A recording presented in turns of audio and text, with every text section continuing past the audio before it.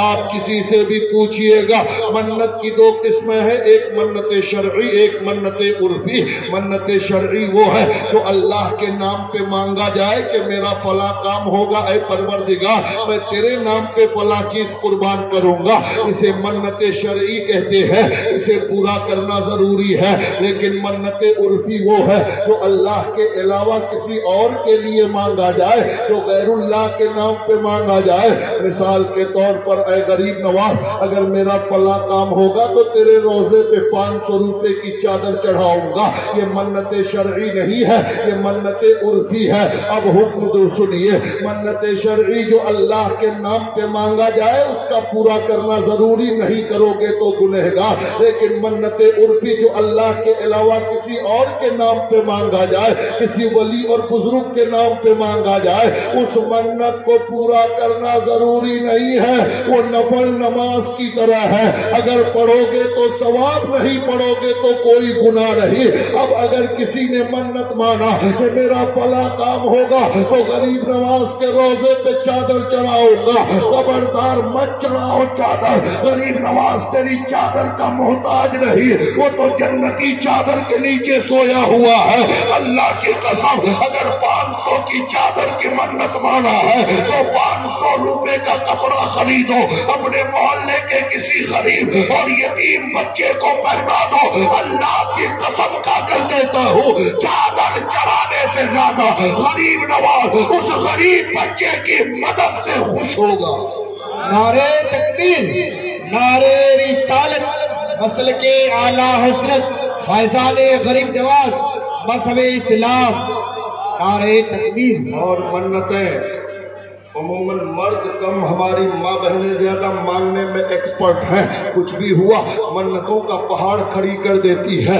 غریب شوہر کی بیوی ہے جو 300-400 روپیہ دن مزدوری کر کے کماتا ہے، لیکن اس کی بیوی نے منت مانا کہ میرا بیٹا ہوگا تو اونٹ ذبح کروں گی۔ اللہ اکبر! اے میری قوم کی ماں، بیٹیوں، بہنوں، کان کھول کر سن لو، اللہ کی قسم تم اپنے غریب شوہر کی غربت کا خیال رکھو، اپنے محتاج شوہر کی محتاجی کا خیال رکھو، فٹ سے منتیں مت مانو۔ سب سے پہلے تو منت کی تھیوری آپ سمجھیے، منت مانگنا صرف جائز ہے، ضروری نہیں ہے شریعت میں، صرف جائز ہے، یعنی ایسا کر سکتے ہیں آپ، ضروری نہیں ہے۔ اللہ اکبر! اور میں آپ کو بتاؤں کہ اللہ سے کچھ لینے کے لیے منت کا سہارا لینا ضروری نہیں ہے، اس لیے ارے خدا کی ذات تو بہت عظیم ہے۔ ایک بچہ اپنے باپ سے کہے، اگر اس کے باپ کے پاس پیسہ ہے اور وہ بچہ کہے کہ مجھے چاکلیٹ چاہیے 5 روپیہ دیجئے، تو بچے کو باپ سے چاکلیٹ کا 5 روپیہ لینے کے لیے اس کو کوئی منت نہیں ماننی پڑتی ہے کہ ابا مجھے 5 روپیہ دو، میں تیرا فلاں کام کر کے دوں گا۔ باپ کو کہنے کی ضرورت نہیں، باپ اپنے بچے کو شرط پہ پیسہ نہیں دیتا، باپ اس شرط پہ اپنے بچے کو پیسہ نہیں دیتا کہ تم میرا آدھا گھنٹہ پیر دبا کے دو گے تو 5 روپیہ چاکلیٹ کے لیے دوں گا۔ اگر باپ کے جیب میں پیسہ ہے، ادھر بچہ کو اشارہ کرنا ہوتا ہے، باپ کی محبت مچلتی ہے اور نکال کر اپنے لال کو دے دیتا ہے۔ اللہ کی قسم، ایک باپ سے ایک بیٹا مانگا، بیٹا بھی محتاج ہے، باپ بھی محتاج ہے، لیکن اس کے باوجود اگر باپ کے پاس ہے تو بیٹا کے مانگتے ہی بغیر کسی شرط اور کنڈیشن کے باپ نکال کر دے دیتا ہے۔ اللہ کے نبی فرماتے ہیں کہ 70 مائیں مل کر اپنی اولاد سے اتنی محبت نہیں کر سکتی جتنا پیار خدا اپنے بندوں سے کرتا ہے۔ جو خدا 70 ماؤں سے زیادہ ہم سے پیار کرتا ہے، اس خدا سے لینے کے لیے منتوں کی ضرورت نہیں۔ ارے تو دل سے مانگ کر تو دے، اللہ تجھے مالا مال کر دے گا۔ ہم تو مائل بکرم ہے، کوئی سائل ہی نہیں، راہ دکھلائے کسے کوئی رہنمے منزل ہی نہیں۔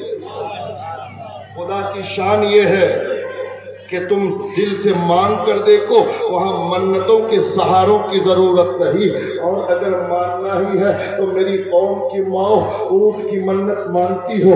ایک غریب عورت نے اونٹ کی منت مانا اور اس کا غریب شوہر جو مشکل سے 500 روپیہ دن کماتا ہے 1 لاکھ کی اونٹ کہاں سے خریدے گا؟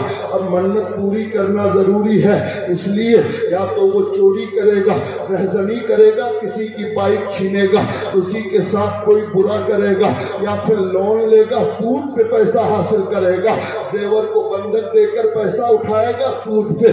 یہ ساری چیزیں ناجائز و حرام ہے۔ ایک منت کو پوری کرنے کے لیے جتنے ناجائز طریقے اپنائے، اب اس منت کا ثواب نہیں بلکہ ان کا گناہ ہوگا۔ اس لیے خبردار خبردار، آج کے بعد یا تو منتیں مانگنا مت، اور اگر ماننا ہو تو نبی کی بیٹی فاطمہ زہرا جیسی منت ماننا۔ میرے مصطفیٰ کی بیٹی خاتون جنت فاطمہ زہرا نے بھی منت مانا تھا۔ حسنین کریمین حسن و حسین کی طبیعت صحیح نہیں ہو رہی تھی۔ حضرت خاتون جنت فاطمہ زہرا نے رب کی بارگاہ میں عرض کیا، مولا اگر میرے حسن و حسین کی طبیعت صحیح ہو گئی تو میں 5 روزے تیرے لیے رکھوں گی۔ اے میری قوم کی ماں بیٹیوں بہنوں، اگر منت ماننا ہے تو نبی کی بیٹی فاطمہ جیسی منت ماننا، تاکہ تیرے غریب شوہر پہ بوجھ بھی نہ بنے اور فاطمہ کی سنت پر عمل بھی ہو جائے۔ اللہ اکبر۔ میرے دوستو اور بزرگوں، یقیناً آپ منتیں مانو نہیں، اگر ماننا ہے تو یقیناً فاطمہ زہرا جیسی مانو، تاکہ آپ کا مظلوم شوہر آپ گناہ سے بچ جائے، ڈپریشن میں جانے سے بچ جائے، پریشان ہونے سے بچ جائے۔ اللہ اللہ میری قوم کے لوگوں، یقیناً آپ اجمیر کی بات آئی ہے تو میں آپ کو بتاؤں کہ اے میری قوم کے لوگوں، میں نے بہت سے ایسے بچوں کو اجمیر جاتے دیکھا جس کا باپ دوائی کا محتاج ہے، بہت سے ایسے بچوں کو میں نے چادریں چڑھاتا ہوا دیکھا غریب نواز کے روضے پہ، جن کے باپ کے بدن میں پھٹا ہوا کپڑا ہے، جن کے باپ کے بدن میں پھٹی ہوئی لنگی ہے، اور وہ 2000 کی چادر چڑھا کر آیا ہے، وہ اجمیر جا کر آیا ہے۔ کان کھول کر سن لو، اگر تیرے ماں باپ تجھ سے ناراض ہے تو اجمیر نہیں، بغداد نہیں، بلکہ مکہ اور مدینہ بھی جاؤ، جب بھی اللہ تم سے راضی نہیں ہوگا۔ اس لیے کہ اللہ کا نبی فرماتا ہے کہ جب تک ماں باپ راضی نہ ہو تب تک اللہ اس کا رسول راضی نہیں ہوتا۔ تو پھر اجمیر ہی نہیں، پوری زندگی اگر خانہ کعبہ کی دیواروں کے سائے میں گزار دو، گنبد خضرا کی جالیاں پکڑ کر روتے رہو، اگر ماں باپ راضی نہیں ہے، ماں باپ خوش نہیں ہے، تو اللہ کی قسم تیرا مکہ اور مدینہ جانا بھی خدا کی بارگاہ میں قبول نہیں ہے۔ اگر چاہتے ہو کہ اللہ راضی ہو تو پہلے اپنے ماں باپ کو راضی کر لو۔ ماں باپ راضی ہے تو خدا راضی ہے، ماں باپ راضی ہے تو اللہ کے نبی راضی ہے۔ حدیث پاک میں آتا ہے اللہ کے نبی نے فرمایا، اگر کوئی بیٹا خانہ کعبہ کے سامنے مقام ابراہیم کے پاس نماز پڑھنے کے بعد میزاب رحمت کے سامنے کھڑا ہو کر قیامت تک دعائیں مانگتا رہے، دعا مانگتے مانگتے اس کے ہاتھ آسمان کو چھو جائے، لیکن اس کی دعا اس وقت تک قبول نہیں ہوگی جب تک اس کے ماں باپ اس سے راضی نہ ہو جائے۔ اللہ اللہ یہ میں نہیں کہتا بلکہ میرے مصطفیٰ کی حدیث پاک ہے کہ آپ کے ہاتھ دعا مانگتے مانگتے آسمان کو چھو جائے، پھر بھی آپ کی دعا رب کے گھر میں رب کی بارگاہ میں قبول نہیں ہوگی جب تک آپ کے ماں باپ راضی نہ ہو جائے۔ اس لیے اے میری قوم کے نوجوانوں، پہلے اپنے ماں باپ کو راضی کرو پھر آپ کے چوچا جاؤ، پہلے اپنے ماں باپ کو راضی کرو پھر بریلی جاؤ، پہلے اپنے ماں باپ کو راضی کرو پھر اجمیر جاؤ، تب جا کر ان مقدس خانقاہوں کا فیضان تمہیں ملے گا۔ اگر ماں باپ راضی ہے تو کہیں بھی اور کسی بھی آستانے میں چلے جاؤ، اللہ کی قسم تمہارا جانا رب کی بارگاہ میں قبول نہیں ہوگا۔ اللہ کے محترم آج تو حالات یہ ہے کہ ہماری قوم بالکل عمل سے بالکل بہت دور جا چکی ہے.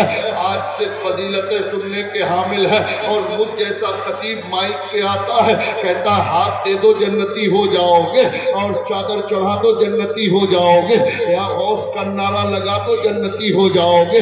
جنت اتنی آسان نہیں ہے میرے دوستو. اللہ کی قسم اگر صرف ہاتھ دینے سے آدمی جنتی ہو جاتا تو ابو بکر کے ہاتھ میں تو نبی کا دامن تھا, ہمارے ہاتھ میں آج ہمارے پیر صاحب کا دامن ہے. اللہ کی قسم ابو بکر کے ہاتھ میں اس پیر کا دامن تھا, اس نبی کا دامن تھا جو مالک جنت تھا. جسے کہہ دیتا جنتی کہہ دیا وہ جنتی ہو گیا. لیکن ابو بکر کی کوئی نماز زندگی میں قضا نہیں ہوئی, عمر کی کوئی نماز زندگی میں قضا نہیں ہوئی. اللہ اللہ, نبی کا دامن ہاتھ میں تھا لیکن صحابہ کی نمازیں قضا نہیں ہوئی. معلوم یہ ہوا کہ یقیناً دامن کام آئے گا لیکن پہلے نمازیں پڑھنی پڑے گی, پہلے رب کے فرمان پہ عمل کرنا پڑے گا, رب کے فرائض پر عمل کرنا پڑے گا. فرائض پر عمل کیے بغیر کسی کا دامن کام آنے والا نہیں ہے. اس لیے اگر دامنوں کو اور نسبتوں کو کام میں لانا چاہتے ہو تو پہلے رب کے فرائض پر عمل کرو. اگر رب کے فرائض پر عمل کر لیا تو اللہ کی قسم یہ نسبتیں ایسی کام آئیں گی کہ چلو گے زمین پر آسمان کے فرشتے تم پر رشک کرتے نظر آئیں گے. یقیناً میری قوم کے لوگوں, میری قوم کے نوجوانوں, خاص کر کے میں آپ کی بارگاہ میں ایک عریضہ پیش کر کے اپنی گفتگو ختم کر دوں گا. اگر پہلے وقت ملا ہوتا تو میں پیغام آپ کو دیتا, آپ کے اندر کی جو برائیاں اور کمیاں ہیں اسے نکال کر آپ کو بتاتا کہ ہمارا ایمان تو بہت مضبوط ہے الحمدللہ, لیکن اگر ہمارے ایمان کی طرح ہمارا عمل بھی مضبوط ہو جائے تو پوری کائنات میں ہمارا مقابلہ کوئی نہیں کر سکتا. دنیا کی کوئی قوم ہمارے آنکھوں میں آنکھیں ڈال کر بات نہیں کر سکتی. دنیا کے کسی قوم کی اتنی جرأت نہیں جو ہمارے سامنے کھڑی ہو جائے. شرط یہ ہے کہ ہمارے عقیدے کی طرح ہمارا ایمان بھی مضبوط, ہمارے ایمان کی طرح ہمارا عمل بھی مضبوط ہو جائے, ہمارا کردار بھی مضبوط ہو جائے.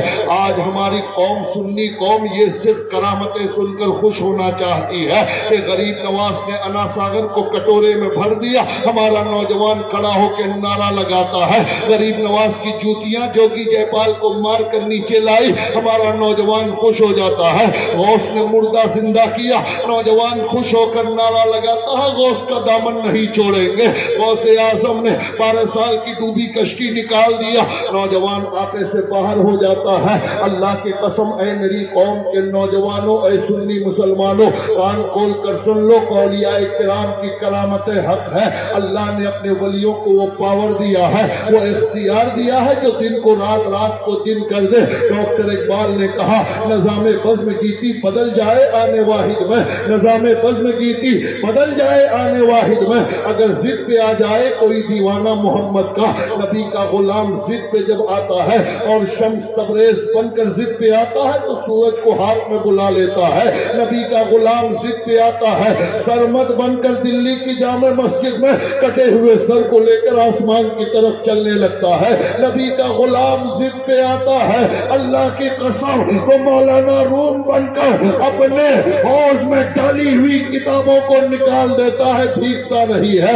نبی کا غلام ضد پہ آتا ہے تو غوث اعظم بن کر مردہ زندہ کر دیتا ہے. نبی کا غلام ضد پہ آتا ہے اور اجمیر کی دھرتی پہ انا ساگر کو کٹورے میں سمو دیتا ہے. یقیناً اللہ نے اپنے نبی کے غلاموں کو وہ پاور دیا ہے. ولیوں کی کرامتیں اپنی جگہ حق ہے, لیکن اے کرامتوں کو سن کر خوش ہونے والوں, ارے ان اولیاء کرام کا کردار کب سنو گے, ان کے طریقے پر کب چلو گے. صرف کرامتیں سن کر خوش مت ہو جاؤ. جس غوث نے مردہ زندہ کیا ہے, جس غوث نے 12 سال کی ڈوبی کشتی نکالی ہے, وہ غوث بیک وقت 70 مریدوں کے یہاں افطار کیا ہے. اسی غوث کا کردار یہ ہے کہ 40 سال تک عشاء کے وضو سے فجر کی نماز بھی پڑھا ہے.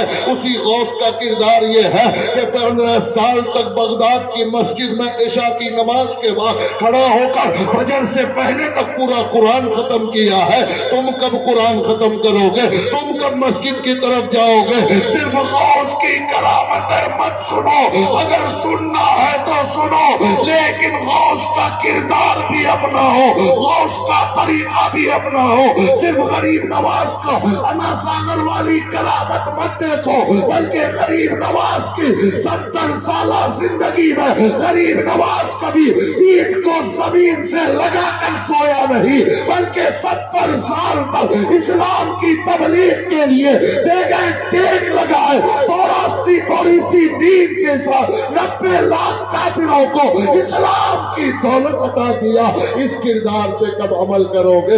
اللہ اللہ. غریب نواز کی کرامتیں دیکھ کر صرف مسلمان نہیں ہوئے تھے لوگ، اللہ کی قسم سے غریب نواز کی کرامتیں دیکھ کر 90 لاکھ کافروں نے اسلام قبول نہیں کیا، بلکہ غریب نواز کی کردار اور آپ کے اسوہ حسنہ کو دیکھ کر لوگ جوک در جوک مسلمان ہوئے. غریب نواز کا کردار کیا تھا؟ اللہ کی قسم غریب نواز کا کردار یہ تھا کہ ایک ہندو کسان آیا غریب نواز کی بارگاہ میں، کہا کہ آپ کے بادشاہ شمس الدین التمش نے اتنا ٹیکس لگایا ہے کہ مجھے وہ ٹیکس ادا کرنا میرے بس کی بات نہیں، میری آمدنی کم ہے، ٹیکس زیادہ ہے. واللہ اکبر. اے غریب نواز، اے مسلمانوں کے سوامی ہندو کسان ہے، اس نے اپنے پنڈتوں جیسا لہجہ اپنایا اور کہا اے ہندوستان کے سوامی، آپ اپنے راجا سے کہہ کر میری لگان میرا ٹیکس معاف کروا دو. اللہ اکبر. غریب نواز نے آج کی خانقاہوں کو بھی نظریہ پیش کیا، آج کے سجاد گان کو بھی نظریہ پیش کیا. غریب نواز کا نظریہ دیکھو. غریب نواز خط لکھ دیتے، شمس الدین التمش لگان معاف کر دیتا، لیکن ہندو کسان آیا، غریب نواز نے ہاتھ پکڑا اور کہا چلو میں تیرے ساتھ دلی جاتا ہوں. اجمیر سے دلی کا سفر کیا، وہ بھی پیدل. غریب نواز ایک ہندو کسان کی لگان معاف کروانے کے لیے. اللہ اکبر. جب غریب نواز دلی پہنچتے ہیں تو قطب الدین بختیار کاکی، آپ کا خلیفہ، آپ کا مرید و خادم، اور شمس الدین جو دلی کا بادشاہ تھا، جب معلوم ہوا تو ننگے پیر دوڑتا ہوا دلی کی سرحد پہ آتا ہے، دروازے پہ آتا ہے، کہتا ہے حضور آپ نے آنے کی زحمت کیوں گوارا کیا، آپ آنے کی تکلیف کیوں گوارا کیے، آپ مجھ خادم کو بلا لیتے، میں ننگے پاؤں دلی سے اجمیر پہنچ جاتا. اللہ اکبر. غریب نواز نے کہا میرے اجمیر کا ہندو کسان ہے، اس کی لگان معاف کروانے کے لیے آیا ہوں. اے شمس الدین میرے اس ہندو کسان کی لگان معاف کر دو. کہا حضور آپ کا غلام دلی کا بادشاہ شمس الدین آپ کو ایک خط لکھ دیتے، میں پورے اجمیر والوں کا لگان معاف کر دیتا، آپ کو آنے کی ضرورت کیا تھی؟ اب غریب نواز کا کردار دیکھو. جواب سنو. کہتے اے شمس الدین مجھے معلوم تھا اگر میں ایک لکھ دیتا ہے خط تو معاف کر دیتا ہے اس کی لگا، لیکن سنو میں اس لیے آیا کہ میرے نبی کی حدیث ہے جو کسی غریب کی مدد کے لیے ایک قدم اٹھاتا ہے مسجد نبوی میں 40 دن تک اعتکاف کرنے والے سے زیادہ ثواب اس آدمی کو ملتا ہے جو کسی غریب کی مدد کے لیے ایک قدم اٹھاتا ہے.